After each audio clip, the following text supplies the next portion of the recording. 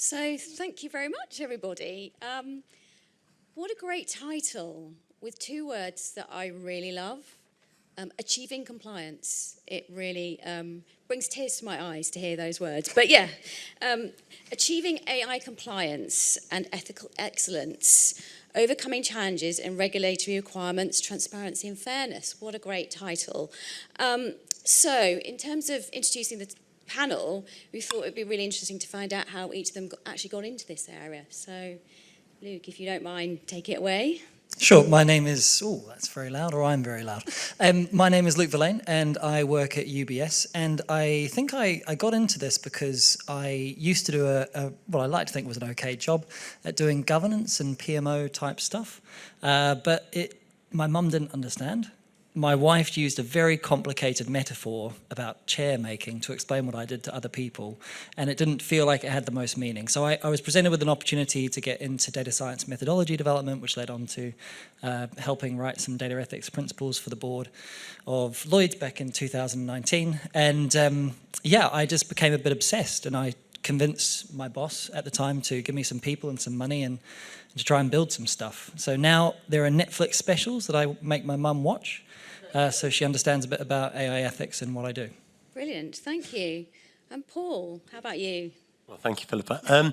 I got into this role because I actually have a background in AI. I did it at university, I did a PhD in it back in the 90s, and then didn't pursue it because there was no jobs in it. There was no funding. It was kind of bizarre. So I left that, came to the city for over 20 years, and in 2018 I looked around and thought, what's all this AI stuff? I remember that stuff. But I quickly happened upon ethical risks of AI. Right, and as soon as I heard about that, I thought, wow, right, this is one of the biggest risks I think we're going to face. So I changed career and went back into AI and did ethics at a big tech company and now run data and AI ethics at Lloyd's. So doing something I really enjoy and I think is really important. So I feel very lucky. Thank you. And Carol, how about you? So I joined data and analytics in a bank in about 10 years ago, and I was asked to set up the privacy function at the time, which I did. And then that began to feel like when GDPR came in that it was a moving feast. There's all sorts of things coming like the EU AI Act. And I kind of almost saw it coming before it happened. And we had ethical principles about 2019. So it's been kind of moving the goalposts constantly. I studied law 100 years ago, and I really enjoyed jurisprudence, so I like philosophy. And I practiced employment law for about 10 years, so I had an interest in equality and discrimination. So it kind of brings those all together. Wow. At least in my mind it does. Yeah, wow, what a brilliant combination. Okay, so audience members, if you would submit your questions, please, through the Brella app, and hopefully we'll have some time at the end to talk about those. But yeah, first question is about data.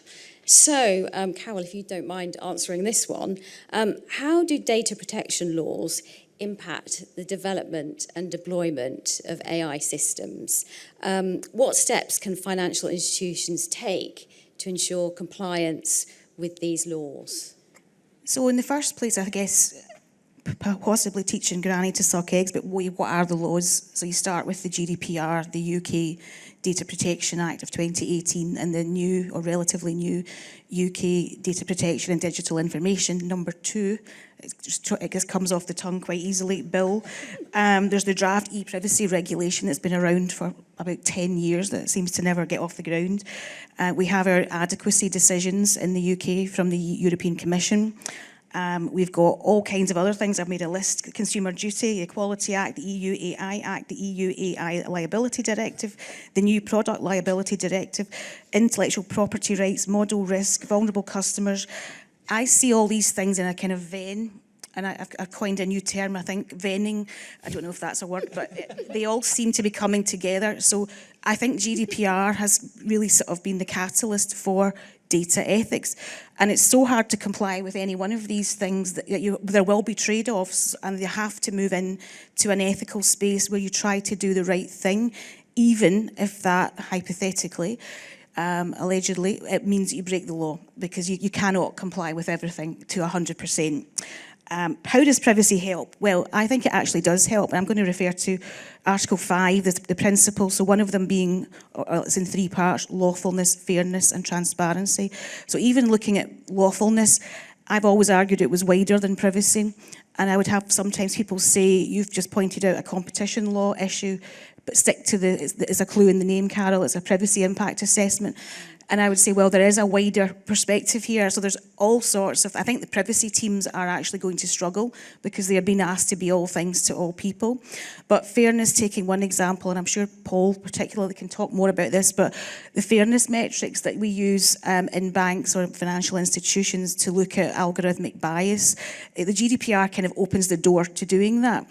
It then slightly closes the door again because nobody wants to use special category personal data or protected characteristics in the Equality Act. However, the EU AI Act has actually, the Council's version, I think it's Article 10.5, actually asks us to do that. And I think that's going to be really difficult, and we'll come on maybe in another question to that. But the debiasing data, there's the SS, or the Supervisory Statement 123 on model risk management. So I'm adding more things in because I think if you just take it privacy on its own, you will come unstuck really quickly. That will help with accuracy and fairness principles.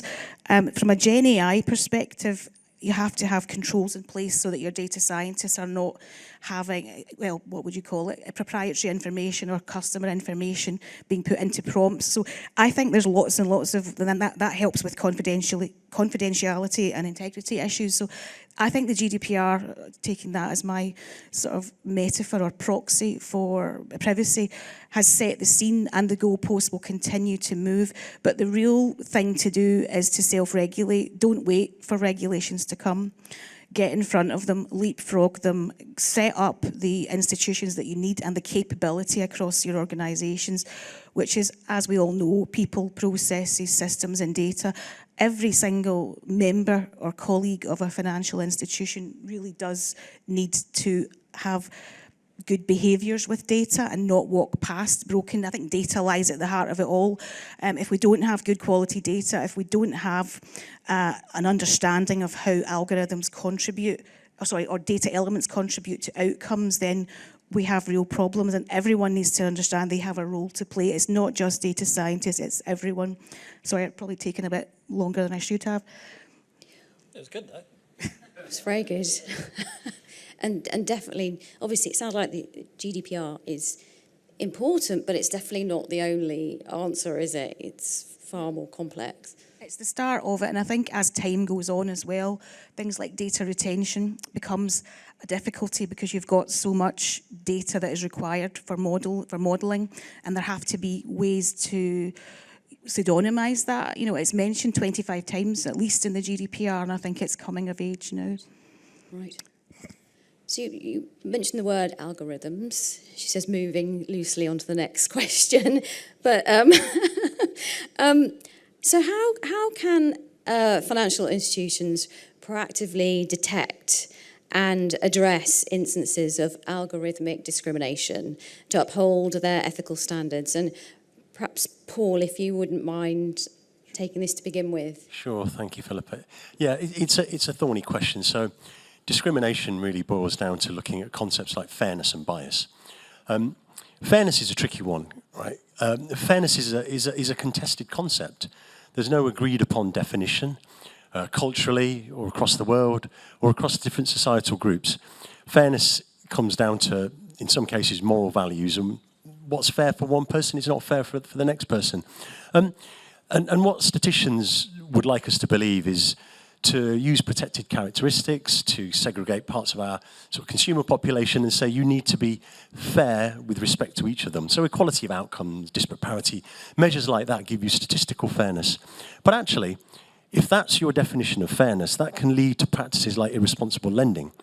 Just because you have to lend in the same proportion to two ethnicities could actually mean that you're giving loans to people that otherwise shouldn't really be eligible. So actually trying to pursue models of fairness, according to what statisticians tell us, actually can lead to irresponsible lending and bad practice. And I saw that in a previous role where I worked on this. However, we can't ignore it, right? We can't discriminate against people who are already disadvantaged, or certain minority groups, or those that don't have the opportunities of others. So it's a really thorny problem, and as yet I'm not seeing an agreed upon definition. So we're doing some work on this. And it really, for us, it boils down to analysing the trade-off between statistical measures of fairness and model accuracy.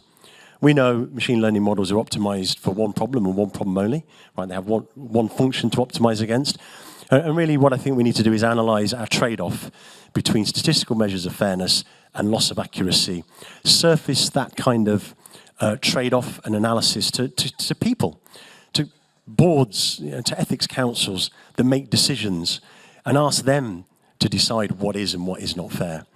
I don't think fairness revolves around a machine telling us. I think it's actually down to people sitting in a meeting room and talking about what trade-off is acceptable or not acceptable. And that applies to insurance premiums, household insurance, motor insurance, and many other aspects where you would like to see fairness. So it's really thorny, and I'll just mention bias as well. So, bias people talk about in the same breath, but there's actually very good reasons to be biased in certain areas. And in fact, the way our organisations are built, you have to do that to keep certain business models alive.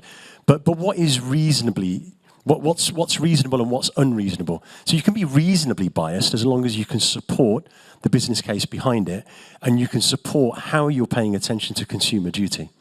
And I think I'll just finish by saying, look, like at Lloyd's, we have a data and AI ethics council, which I chair. And what we try and do is surface these kind of thorny problems that they're not about data protection, they're not about legal. We're trying to answer questions around, we know we can do something, but the question is, should we still do it? And when we start looking at what these are called edge cases, so models or the use of data that's an edge case, it really comes down to humans discussing what values they support, what values that the organisation, or in our case the bank, stands for, and how do we see that from our customers' eyes and viewpoint. And that's really the crux of it. And there's no real magic formula to answering that question. So council discussions are really about what values people hold dear and how we support the values of the bank. And that's not algorithmically at all. It's not a formula. And we talked backstage about exercising your ethical muscles, that the more you think about this, hopefully the better you get. And I don't know if Luke wants to talk about that, or... Yeah, I mean, it's something that when I started in this gig, I didn't know anything about ethics, really. Pretended to. That got me by for a while. But after 5 years, I do call myself an ethicist, but I don't believe it's because I've got a enviable set of ethics. It's because I understand and can spot the areas where there's likely to be some considerations, and I'm much less likely to think that it'll probably be fine, because sometimes it really hasn't probably been fine. So I see it like we need to build the ethical muscles of all of our organizations. And for us thinking, especially with this rate of technological change, like where are the big ethical questions of the future? Because we've already heard today about the questions about how workforces may change with the implementation of, the most powerful automation technology we've ever seen. And, the impacts that's going to have on workforces, on unemployment rates, on the acquisition of knowledge, at us developing our creative abilities as humans. These are really interesting, really new ethical questions. And one thing I love after doing the job for a while is that I can go to pubs and talk about them and entertain my friends, or annoy them. You'll have to ask them. Thank you. Okay, so... obviously there's different levels of understanding of AI, but how can companies effectively communicate the workings of their AI systems to their stakeholders and instill them with confidence that, that they are ethical and they are being used fairly? Do you mind if I jump in first? So I just heard someone talk me through a legal case the other day, and I'm not a lawyer. I don't, unfortunately, have your backing, Carol. But the use case was around how I think Experian were found to be lacking or wanting in terms of how they put together their data privacy notice on what they were doing with the data they collect on all of us, if you're in the UK, to sell to companies in order to in turn determine how creditworthy we are. And one of the things it came down to is that they put like surprising details about what they do with our data, like buried in level 3 of their data privacy notices. So you'd have to click through quite a few things to get to something surprising. And I thought that was a really good message. Like, when I tell people how just a loan pricing pipeline works, and I start going into the various levels of algorithms that do that, obviously in a very way that's in compliance with all of my legal and regulatory obligations, and also my corporate and media department would like me to say that none of my things that I say here today are representative anyway in UBS and it's still thinking. But the, where was I going with that? So the surprising thing, we should be communicating it far more upfront. I think that the level of information that people want and our fears about releasing that information are pretty unfounded when you look at how little you need to give to make someone happy that they understand just what on earth you've just done to them. I think at the moment we rely on data privacy notices, we rely on terms and conditions that even data privacy notice specialists don't read. Everyone cares about their privacy until they need to access the Wi-Fi. It's one of my favorites. Thank you. And yeah, I think, you know, it's something that the companies that do the best in this space will be those that win the trust. And I am hugely supportive of trying to put that message into our leadership forums to say we need to invest in more point-in-time explanations on what we're doing, because data privacy notices are not the answer. Great. So I guess you said stakeholders and how do we demonstrate this? So our perspective is very much about people, process and technology. So I mentioned the Data and AI Ethics Council. So one of the things we believe is in corporate-wide training in ethics, and a lot of ethics does boil down to safety, right? Responsible and robust performance of systems where you can provide some level of traceability or some explainability in how your statistical-based systems work, because that's where the real danger is. That's the stuff that's really hard to explain. So training, comms and awareness across the organisation is a key thing that we're doing. Running a council is another thing. I think we need to do more of that. In terms of process, which is the second area, we have a model validation team, right, in insurance and within the ring-fence part of the bank. And it's really uplifting their capability to do model validation and providing them with tools and processes to do that. And we're working across the bank to do that. The final part is technology, right?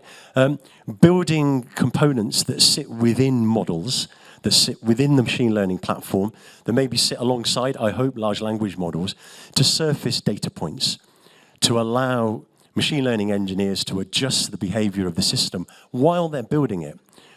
So what we want to avoid is throwing a system over to model validation and say, right, you validate it, we've done our bit. What we would like to do is make ethics part of the data science practice so that data engineers, machine learning engineers build ethics into the platform as they go.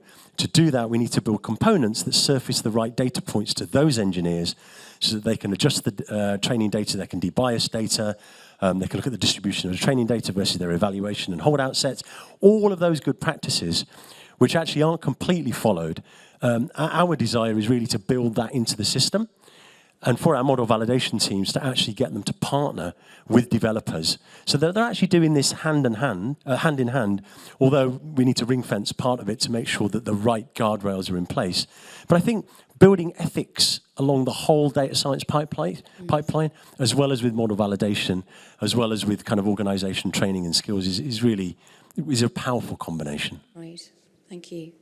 So we've just been thinking about explaining AI working, how it works, but what about when it goes wrong?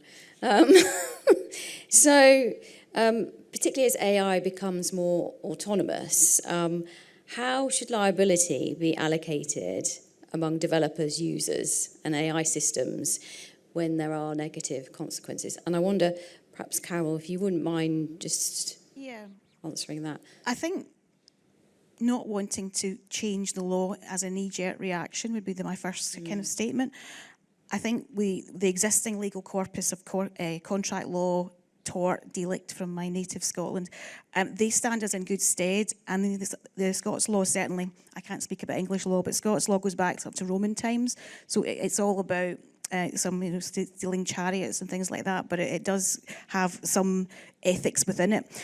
The EU AI liability directive will have a presumption of causation and also force big organisations to produce evidence up front to the man in the street or woman in the street who thinks there's a case, or the claims management companies, whoever it happens to be.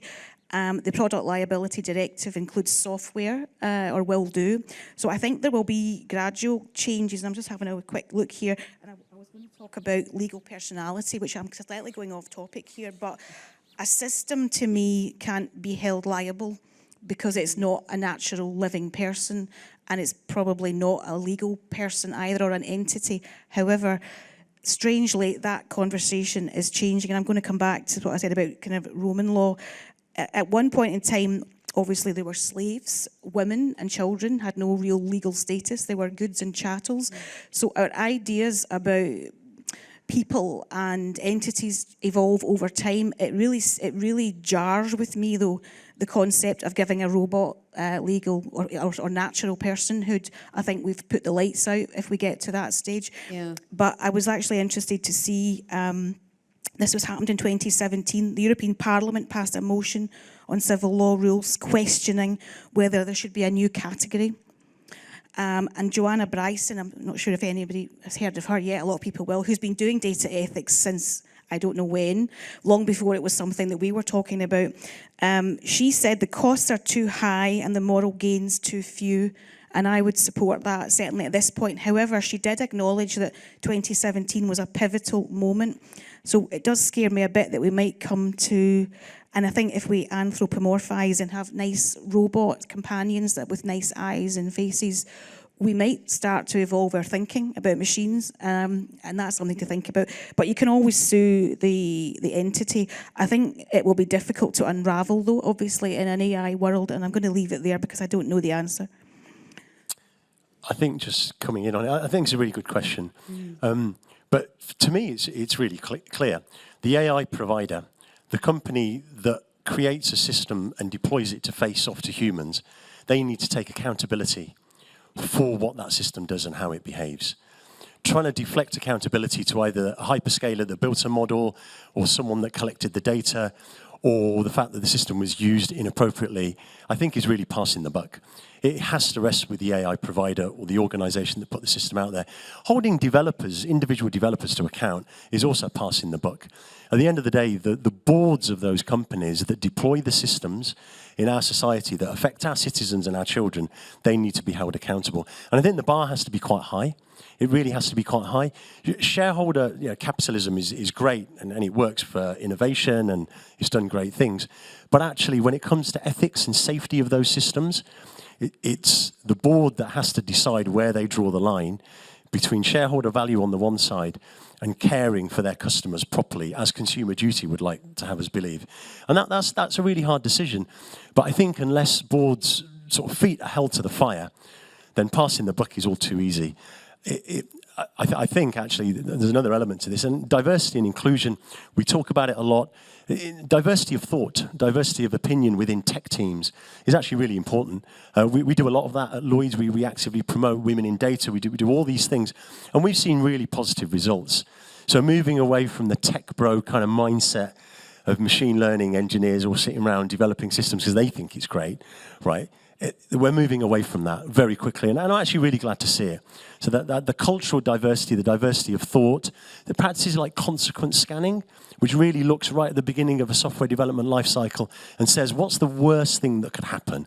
What are all the unexpected side effects? Can we look at those? Can we discuss those even before we start designing the system? And then we might actually decide not to build a system. We might actually think, no, that's actually just too risky. Let's just not do that. Those kind of practices, I think, are really important. And to date, they've really been lacking. But I hope we see more practices like that. But holding individual developers to account, for example, is probably not the right way to go. Yeah, so board members, take heed. So moving on to the next question, which is more targeted on Gen AI. So with increasing reliance on Gen AI, what's our contingency strategy plan if these systems are found to use stolen or copyrighted materials?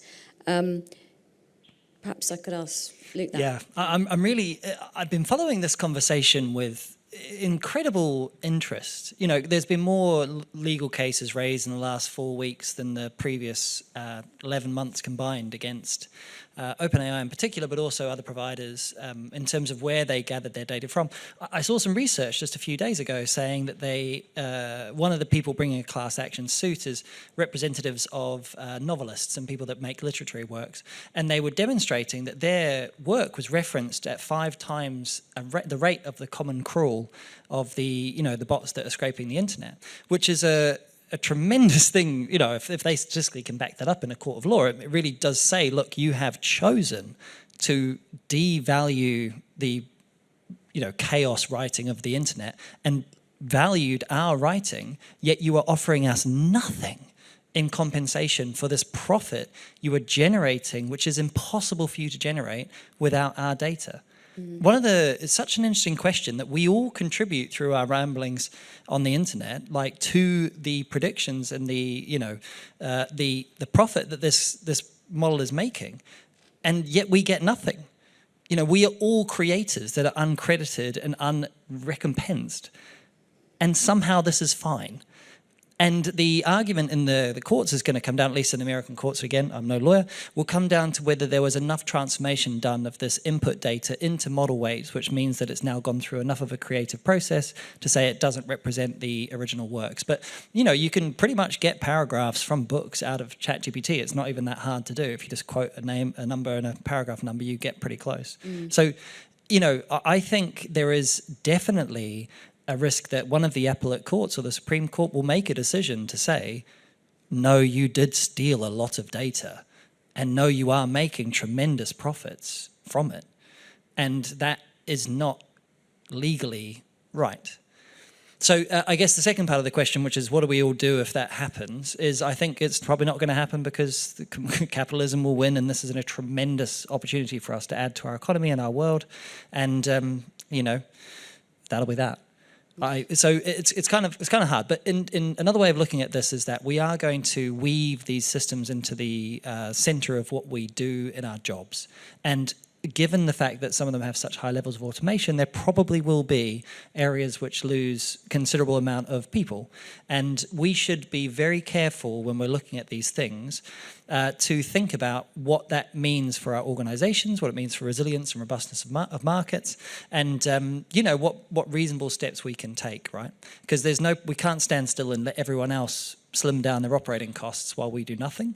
But we should think about, you know, if these things do go through model collapse and their prediction accuracy and quality goes through the floor, like, what is our backup plan? Because we do need to have something. I think just to add to what you said there, Luke, and you mentioned model collapse. So what I worry about is that it's kind of too late already. These models have been trained on petabytes of data, and they've got the ability to continue churning out their own, call it synthetic data, call it what you will. But they've got that capability to now just create different versions of data which they can feed back into models, and so the pernicious cycle can continue. You know, we've heard of catastrophic forgetting, model failure, model collapse. That's worrying. But what's even more worrying is the distribution of the synthetic data that's produced is a much narrower distribution of input data. You lose the tail effect. And when you lose tail effects in statistics, you lose a really key ingredient of how models should work. So we're going to get homogenized outputs. We're going to gravitate towards the same sort of answers if you continue to use these models that train themselves on the same data that they produce. So I think this whole field of synthetic data generation and models that are trained on that is actually the start of a really, really dangerous part.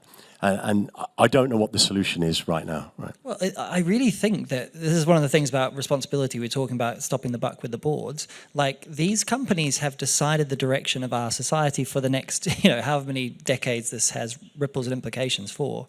And even, I mean, text I know is very hard to watermark, but even images, like, it is possible to watermark these images in ways, sure, it's adversarial, sure, it'll change over time, but these companies possess the finest minds in tech. Like, they could have come together to say, here is a watermarking standard from day one. so that we understand. If you think about policing, policing is based on evidentiary hearings. Now, if you move away from DNA, very hard to synthesize, if you go to anything recorded, anything transcripted, any photos, CCTV, all of these become questionable in the eyes of the law, because you cannot anymore say for certain that this has not been fabricated. Now, if you cannot do that, what implications does that have for our small courts, for our murders, for grievous bodily harm? Like, it's a big impact. And where were the tech giants thinking about that as opposed to their profits and first mover advantage? Like, I truly think, like, don't get me wrong, I'm tremendously excited about this technology, what it can do for me, for my children, how it will change society for the better. I'm all for it. But these questions are questions we should be taking seriously, looking at who is making the money and just what jeopardy they might be putting us in while doing it. We've been through social media. We've seen the horrific impact on our children from social media. We are walking into more problems like that without getting a collective voice to sort of stand up for this stuff. So if we think about profit, one of the audience members has asked a very interesting question that I think we were sort of talking about earlier. So in terms of ethics, do you believe that catering to ethical considerations can cost you a competitive advantage compared to other financial institutions? And if so, is it worth it? No. I don't think it's worth it. I think about the case that I think most people in the room will know about, Apple and Goldman Sachs, when they had the credit card that was accused of discriminating against, I think it was married women in particular. Apple and Goldman Sachs were 3 months later found not to have discriminated, but I think if you ask most people, they were tried in the court of public opinion, sort of the Daily Mail headline. So I think reputation is everything, and the original JP Morgan, I believe, said when he was on oath, is banking about money? And he said, no, it's about trust. And I think that's all it is, and it's extremely easy to lose it and not get it back. Yeah, just adding to that. Oh, go on. All right. We have always constrained our profit for our ethics. We have forever taken decisions about whether to do things ethically or whether to create more money. We could move a lot of operations to countries that have lesser ethical standards and we could save a packet. We don't do it, not because it's not possible, but because we do not think it's ethical. So we are already constraining profit for what we think ethics are. At the moment, we do a tremendous amount of scraping of data from the internet, all of our companies, for publicly available data. This is something that culturally we feel is appropriate now. I'm not sure we actually do that, but certainly within law it's possible and no one's created a big outcry yet. In the future, I predict that that will change. And we will again constrain our profits not for what is within law, but whatever has got the political focus of the people that we look to serve. Like, we give banks all of our money. Like, if you think about that, like, I've given you all of my money. Like, if you don't exist tomorrow, my money is gone. Like, backup schemes accepted. So, trust is everything. And also, I do disagree that, often when we look to do things like improve bias, improve explainability, we actually increase model resilience and robustness, which means they can generalize better, which means you actually end up with better outcomes at times. So at times, resolving ethical challenges actually increases your profits, not decreases. Yeah, I think my opinion on that is I don't think it's a binary choice, right? I think firms, if they want to survive and actually remain profitable, have to take things like ethics seriously. Ethics or safety, responsibility, ESG, the whole movement is something that has to be part of organisations. And I think a lot of organisations have realised that, given the amount that they've invested and teams like ethics teams that are being built in organisations that are deploying machine learning models. So I think it's all part of the fabric as we move forward of new organisations. Sure, there's a question over where you draw the line. So how risk-seeking do you want to be, or how profit-seeking do you want to be, and what do you want to give up as a consequence? And again, I mean, that's a decision for boards to make. But I don't think they have a choice not to do this anymore. I'm really glad to say. You wouldn't have a job, mate. You'd be out on the streets. So I wondered, does anyone in the room have a question for the panel? Thank you for being first. So I did have a question on the legality of AI and the liability that we discussed earlier. I mean, when you look at corporations, they weren't legally people for a long time, and then like in the early 1900s, as a lot of these companies were raising capital, they then were viewed as legal persons with the ability to be sued. So do you reckon that probably has a similar trajectory for AI, just given kind of how an AI algorithm collectively makes a decision the way probably a company does as well? I think that was the point I was maybe trying to make, that I think we will reach an inflection point where society might require to recognise robots. I'm talking about maybe the sort of more human ones or the embodied ones as people or even natural persons, but certainly possibly legal persons. I don't personally approve of that at all. I think we should stick with what we decided in Roman times was right, and that we shouldn't recognise, we don't need to recognise, as you said, the company sits behind the system or the machine. So I think the law is pretty much there, 95%. Anyone else think anything different? The only thing, because I obviously can't add more from an educated point of view, but the thing I looked into this, where did this movement of liability from individuals to companies start, and what were the consequences? And it's credited with like an incredible increase in innovation and entrepreneurship, because before, if you wanted to start a company and you got into debt, like that debt was on you and your family and your children, and you could be destroyed, and you could destroy your children's lives based on your decisions. And obviously that's going to produce a certain reaction from people that have ideas. So the idea of moving liability from that to a company, so the company can go out of business, but you retain your ability to live, like that was tremendously beneficial for society, even though maybe some unscrupulous business processes along the way. But with machines, I think fundamentally a company is a collection of humans that each have autonomy and each have an accountable person who has to make decisions, and they have to, even if they don't really understand the rationale for it, they made them and can be held accountable. The mechanism that when you're moving it to a machine, it's harder for me to see how that machine could be held accountable, given the fact that it is wholly created by other humans. So, because that wasn't part of the dichotomy before. It's about moving like, I will lose all my money, to I can now take more risk. And I don't see a good outcome where passing risk on to an AI leads to a step change in what we can do in society. But maybe that's just my limited viewpoint. Like, I don't know. I'm not a futurist. I think we've got time for just one more question in the room. Any? Oh, it's a race. You can go ahead, that's fine. Okay, very interesting discussion, and thanks for that. I mean, I have a question around, you said what happens when model fails, and then you said make it liable for someone who makes the model. So I give you an example. So let's say I use a generative AI ChatGPT to produce a report, and then quite often we hear the word hallucination, and then they come up with the made up things, made up numbers, and let's say there are some legal implications, and I'm making it up. If you look at the benchmarking, you will find that even ChatGPT 4 is having a 0.5% rate of hallucination, which is dangerous. Do you ask, in cases like that, if we make errors on the reporting or understanding it, OpenAI or Microsoft is responsible for that, or we are responsible because we take that risk, we know that noise, and then we live with it because we consider a risk-taking and continue to work with that? How do you see that evolving? Because it's very interesting point you made. Could I make a preliminary statement? I understand, and you're right, I think that could well happen. What I would like to see is controls within organisations, so that, say I'm a privacy expert, I only ask it privacy questions because I can interrogate the output and I will know whether it's right or not.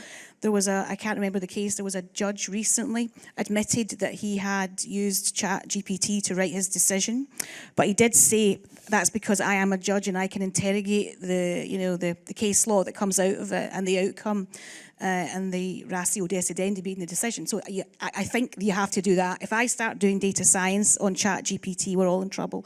So, stick to what you know. But I think it could make people lazy.